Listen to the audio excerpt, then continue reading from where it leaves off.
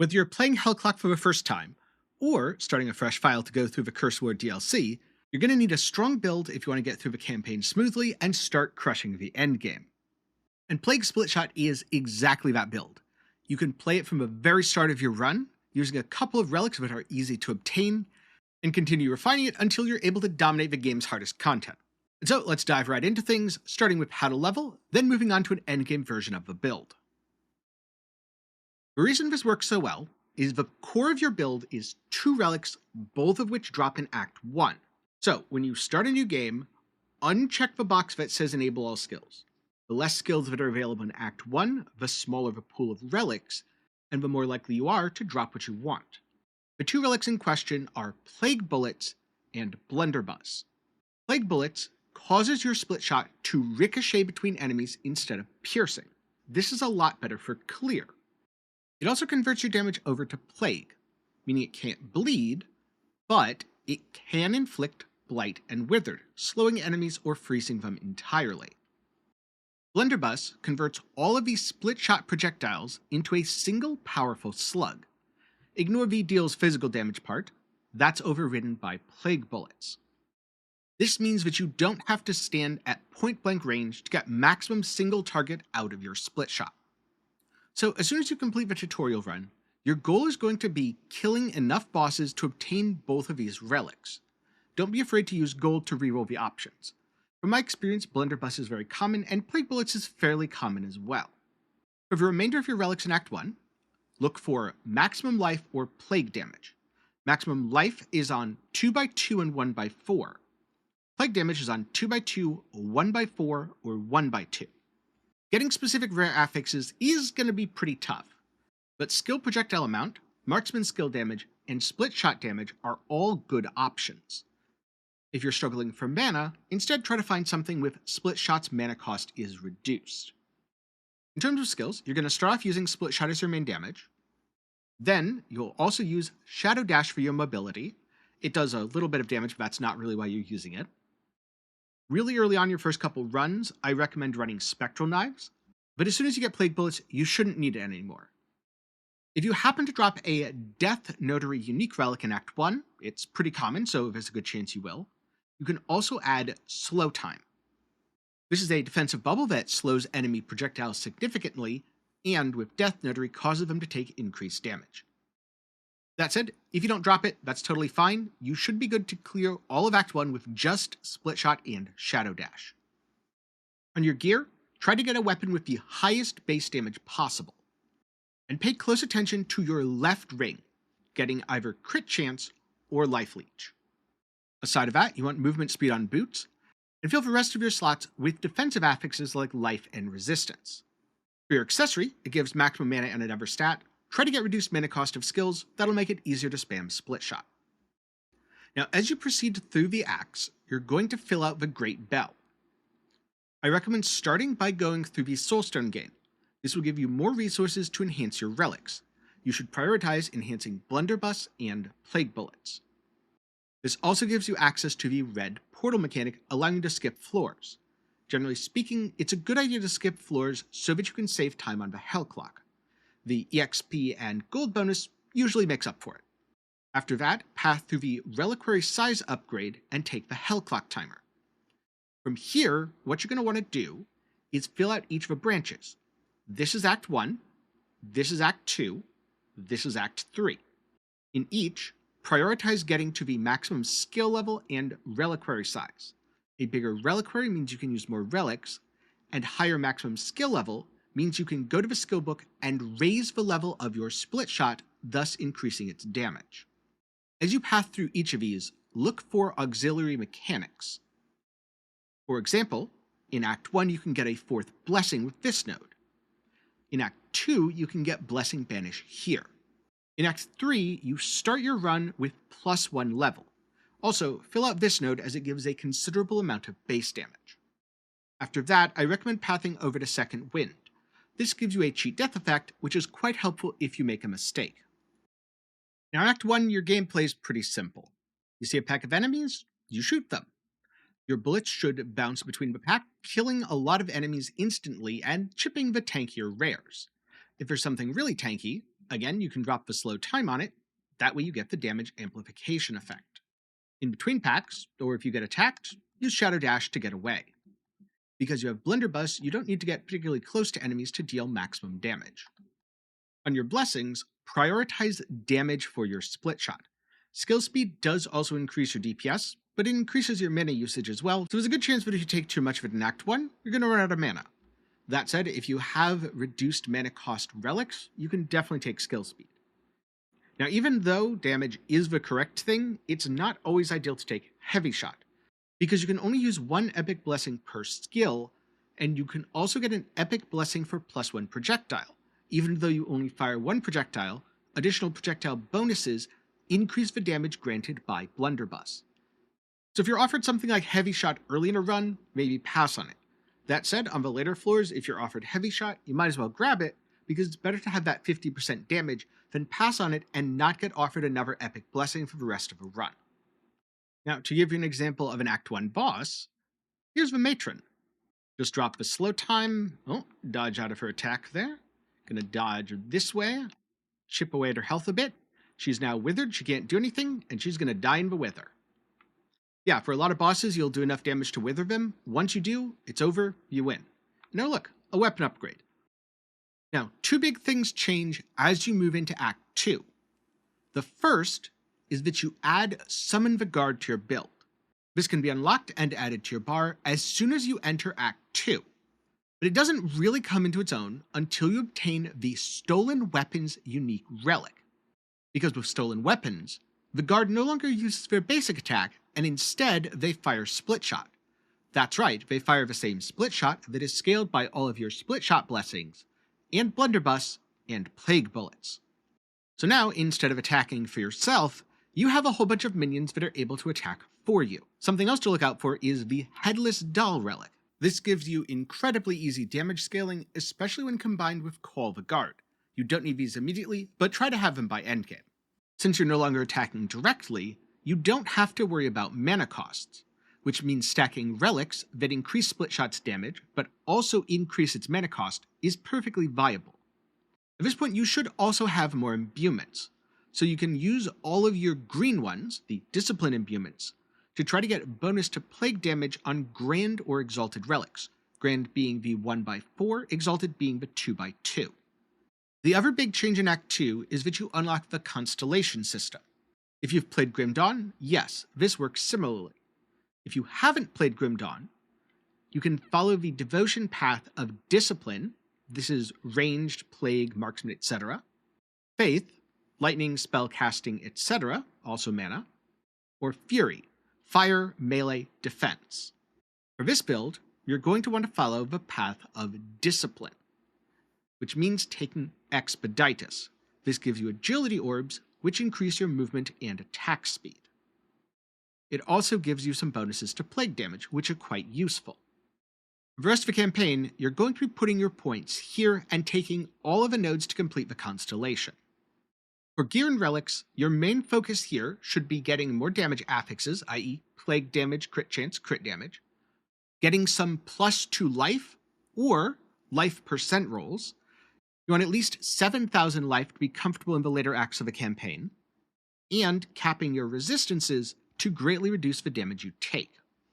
Moving on into Act 3, not that much changes. The only thing that you do differently is replacing slow time if you are using it with Prayer of Vengeance. In addition, you can use the Garrison Supplies Relic. Like Headless Doll, this is something you should replace later, but for the rest of the campaign it's pretty useful. It turns the active on your Prayer of Vengeance into an even bigger damage steroid.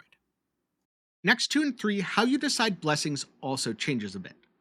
First up, the crit chance and skill speed blessings aren't particularly valuable on split shot. Skill speed isn't valuable because it's your minions using the skill, not you. Crit chance isn't particularly valuable as you get so much of it from things like Prayer of Vengeance. Instead, you want to prioritize damage or Catholic Guard damage and attack speed.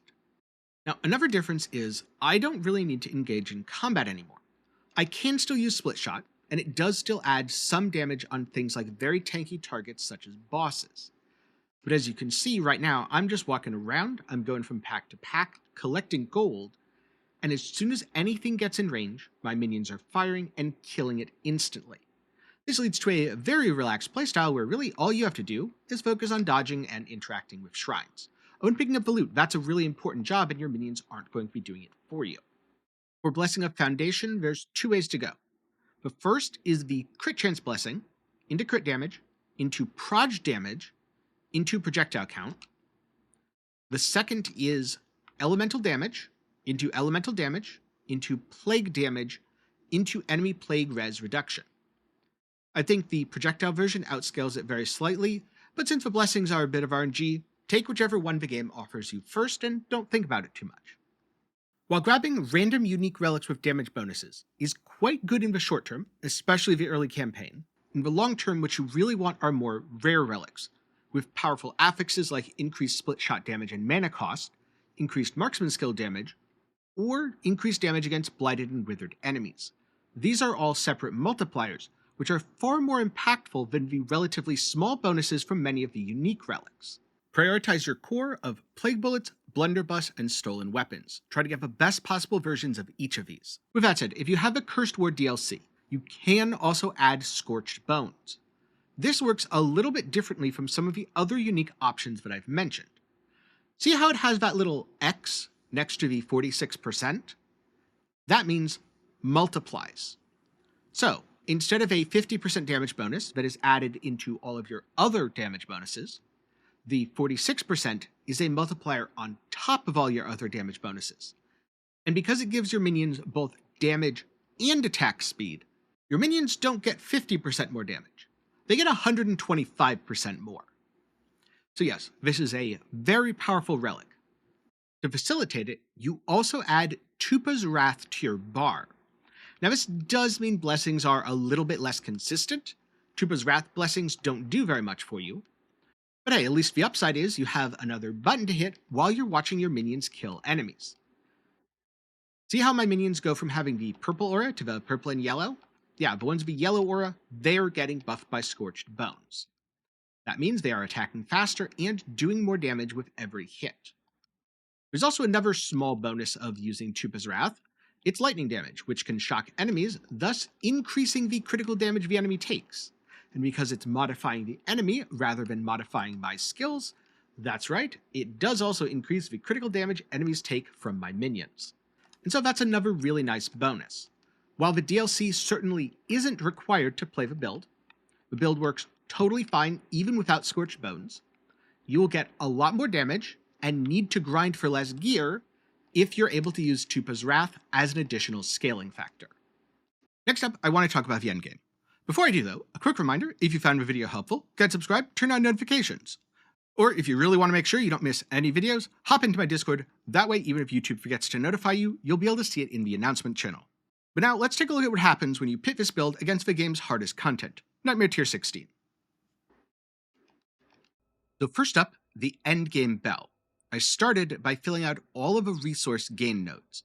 Now, once your gear is perfect, you're happy with everything, you're not farming, you can easily drop things like Soulstone gain, since you won't need those anymore. But at that point, you have more than enough damage to kill everything anyway, so you might as well keep it. After that, I'd recommend filling out the damage portion of the tree. The reason I say the damage second is this build does ridiculous damage. Then start looking at the side mechanics. Things like Second Wind, which is pretty important to have a cheat death, though admittedly, the build's strong enough that it doesn't necessarily need it if you're feeling lucky. And then for everything else, I took the evasion, movement speed, crit. All this stuff on the left side here. As a note, depending on what your endurance rating is, you may and may not need these endurance nodes over by Second Wind. Just check in town and make sure that if you're doing higher world tiers, that you account for that. For weapon, use something with base damage, then either attack speed, phys damage, plague damage, or projectiles. Exactly what's going to be best for you depends on your gear. Try different things. Now for rings, you can either go with Life Leech in your left ring slot. This build has so much damage that it doesn't need a crit ring. That said, if you're struggling for damage, use a crit ring. For your right slot, again, depends on what you're using elsewhere, but base damage works. Or alternatively, you can go with crit damage. Then you have the three main defensive items. This is where I opted to get a majority of my endurance. Between this and the Great Bell, you can more or less cap your endurance for both Abyss and Oblivion just off of these. For Belt, you can use either attack speed or cooldown speed, but neither is particularly impactful. For Pants, I went with Fizz Res. Cooldown reduction is totally fine. Boots, move speed Ellie Res. Ornament, life, it's really the only thing that applies. Accessory, mana cooldown speed. You do not need the mana cost reduction because you are not attacking yourself. Now for Constellations, I'm going to start by respeccing everything. That way you can see me allocate the points and the order I take them. Starting with the Discipline path, and filling out Expeditus. This gives access to Agility Orbs, and Discipline, which is going to be needed to unlock the Marksman constellation of Oxosi. After unlocking this, I recommend going into Oxumare. This gives you enough cooldown reduction that you'll be able to use Prayer of Vengeance and the active effect on your minions whenever you want. Next, you want to take the main Plague constellation by going through Nature's Strength, Nature's Touch, and finally Nature's Wrath, because this is a 30% multiplicative bonus. From here, I also recommend picking up most of the nodes in Osane, specifically starting here with physical damage and pathing up to Herbalism. While not strictly required, it means you no longer need to roll plague damage on all of your relics. Instead, you can either use physical damage or plague damage. That said, if you already have all plague damage on your relics, you can skip this and move on to the next step, Logan Ede. This is a projectile constellation that gives you projectile skill damage, ending in projectile damage when stationary. Optionally, you could pick up this defensive node for minus 10% damage taken when stationary. The build's tanky enough in most cases that you don't need it, but if you find yourself dying or you find your cheat death proccing, go ahead and grab it. This is about the point where you're probably going to feel like you need some more defenses. And you do have a couple options here, but they're located down at the bottom of a tree, those being Nana, this gives elemental resistances and max res, or Francis of Assini. Now, Francis is a bit difficult to get due to the lack of Fury Devotion. Luckily, Nana's very easy. What you do is take the Fury path. This gives you all the requirements you need. Then fill out the entire Nana constellation. After that, you can unallocate this point because Nana now fulfills its own requirements. As you can see, I have 5 Fury, 7 Faith. This gets free elemental resistances and maximum elemental resistances. On the other hand, if you don't need any defenses, head over to Exu Caviera. This gives you an additional summon, which, if you're using Call the Guard, will be 2 additional summons. And while you're over here, fill out the 3 nodes in St. Hedwig. This leaves you with 5 remaining points to play with that you can either put into offense, such as by filling out all of Yeba Bello, defense, by leapfrogging to Rita of Caskia, like you did with Nana, quality of life, by taking the Nature's Reckoning node, so that as you kill withered enemies they explode, or gold gain by filling out the Oxum constellation. Ultimately, which you choose is up to you. All of them are good options, and none of them are hugely impactful on your build. For me personally, I'm going to go with the gold because I like rolling extra blessings. When it comes to skills, nothing's changed since the campaign. Your main skill is still Split Shot. You still use Summon the Guard so that they attack with your Split Shot. Passage is still a good mobility skill, but not explicitly required. Prayer of Vengeance provides crit bonuses. As a note, if you are using a crit ring, avoid taking crit chance modifiers because you will overcap your crit and it'll go to waste. And of course, with the Curse War DLC, you can use Tupa's Wrath to boost the damage of your minions and also inflict shock on enemies. Just remember you can leave this at level 1 to save on mana costs. Now, before I talk about the relics, I do want to warn you, I both had incredibly bad luck with some of my rare affixes, so those are a bit jank, and incredibly good luck with corruptions. But I cleared tier 16 nightmares before corrupting everything, so the overpowered stuff was not actually a factor in whether or not the build could clear tier 16. So of course, the core of a build is unchanged. Here we have Blunderbuss. I decided to prioritize life on my Grand and Exalted relics. Now you can also get a life increase as either a Fury or a Discipline imbuement on your smaller relics, but I wanted to use those to cap out my Evasion and Endurance. So I got life here. Also for the primary imbuement affix, I used Discipline to roll plague damage, though skill projectile amount and marksman damage are totally fine backups, and you can even use summon damage if you run out of discipline imbuements and need to start using faith ones. They don't have too many uses elsewhere, so this is actually a quite good use of faith imbuements. And of course, stolen weapons. Both this and Blunderbuss, I recommend using your divine tools to really max those damage modifiers. And if you're wondering, yes, it is completely ridiculous that I got to all maximum resistances on it. That's just insane. It gives my character a huge amount of extra defenses. Then there's Plague Bullets. This is, of course, how Split Shot is converted to Plague. It gives a nice damage bonus and causes the shots to ricochet, which feels very, very good. Next up, a generic damage boost of Headless Doll plus Call of the Guard. With perfect rare relics, it might be better to drop both of these. However, I don't have perfect rare relics. I have really good unique relics and kind of okay rare relics. So I still ended up using this. Plus, more guards mean more split shots, which does make the clear feel better. Since I'm using passage for movement speed, I'm using Ticket. This allows me to teleport my minions with me. It especially helps if they get stuck. Careful Hunter, to use agility orbs to cap out evasion. Not required, but very nice quality of life. And again, if you have the Cursed War DLC, Scorched Boned is a massive damage multiplier that you should absolutely be using. Don't mind the max conviction, you can't get lucky every time. As one very important note, if you use a crit ring instead of a life leech ring, you need to roll life leech on one of these grand or exalted relics. I happen to have it on Scorched Bones because I was experimenting with stuff, but since I have the life leech ring, technically I don't need it. Next up we have the rare relics. How you roll these depends a little bit on size, so let's start with large. You want either crit chance, crit damage, plague damage, or physical damage. That's what you roll for the prefix modifier. For the two suffix modifiers, I recommend targeting resistances. That frees you up to roll life modifiers on your smaller relics. For the imbuement, the easiest thing to do is simply roll until you hit physical damage, since that way you can use any of the imbuements, and the conversion means that it just becomes plague damage. You can also use summon damage, you can also use marksman damage, and of course, you can use plague damage. For rare modifiers, deal damage against blighted enemies is very good, skill projectile amount is very good, split shot damage and mana cost is good. Since your summons are using the split shot, the mana cost isn't a thing.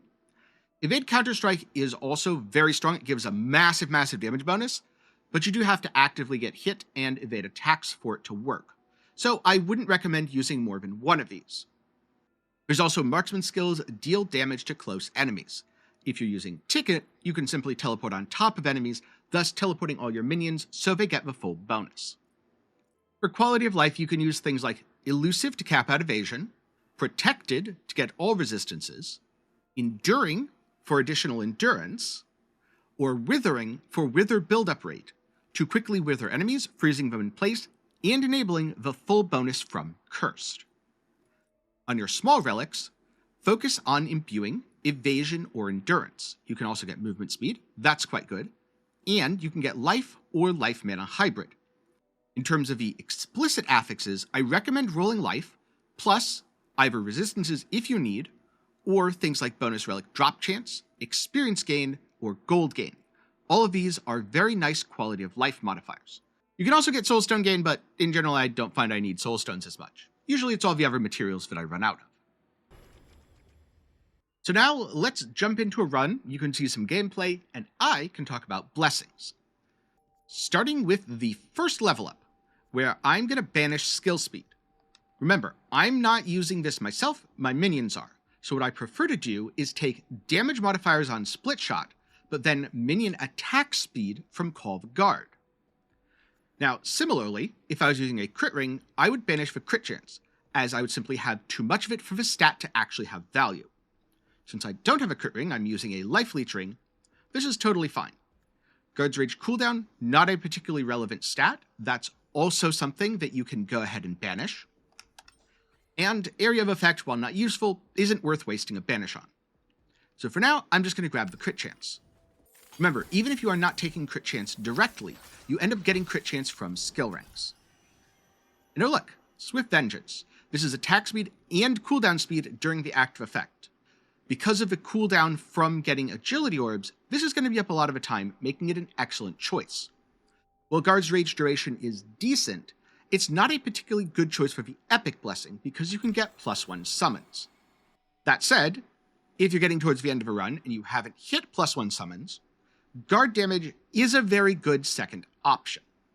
Similarly, getting critical damage or damage, those are great choices, and I like enhancing my main skill early, so I'm going to go for Heavy Shot. Now, for the Blessing of Foundation, there's a couple things you can do. First of all, I recommend banishing mana. You don't need that. Second of all, for your first blessing, I recommend either taking crit chance, then going into crit damage, followed by projectile damage, followed by skill projectile amount, or you can go into elemental damage, followed by elemental damage, that being fire, lightning, plague, followed by plague damage, followed by lower enemy plague res.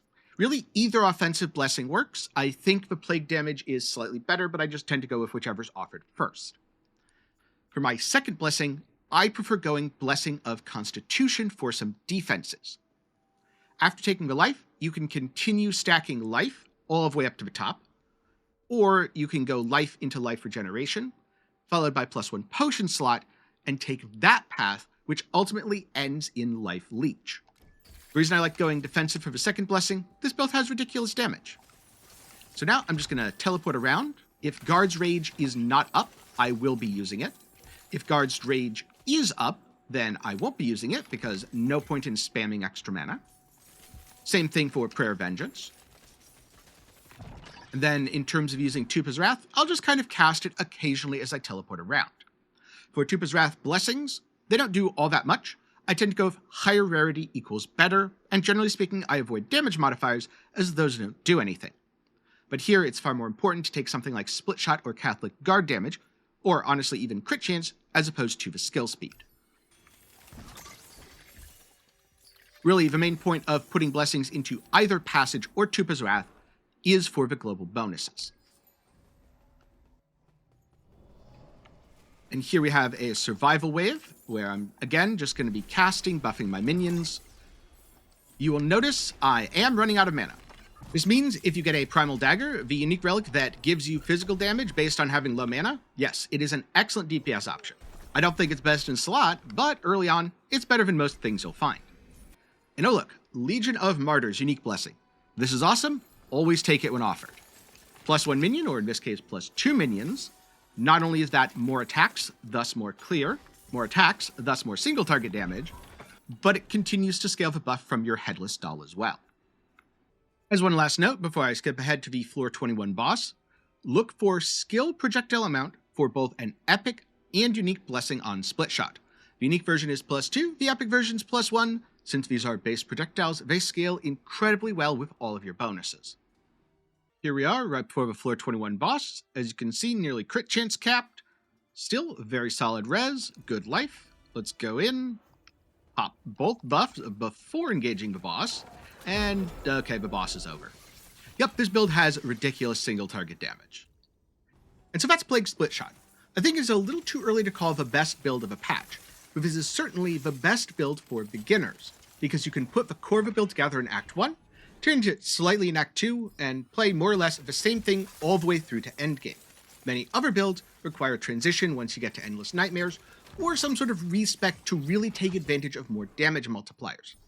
This is just scale marksman stuff, minion stuff, and you're pretty much good to go, because it double dips on blessings, which gives you a huge amount of power without having to do anything on your relics. Not to say relics are irrelevant. It also has an incredibly high number of relics between things like Split Shot, Marksman, and Blighted damage that it can take advantage of. So yeah, really good build. I had a ton of fun playing it. You can somewhat consider this to be an update to or spiritual successor to my beginner's guide video where I went over a physical Split Shot. I like sticking to things like Split Shot or Repeater, Act 1 skills. That way, even if someone has never played the game before, they have something they can immediately start and jump into without having to unlock anything or play as a different build or respec and play in Acts 2 or 3 as the skill becomes available.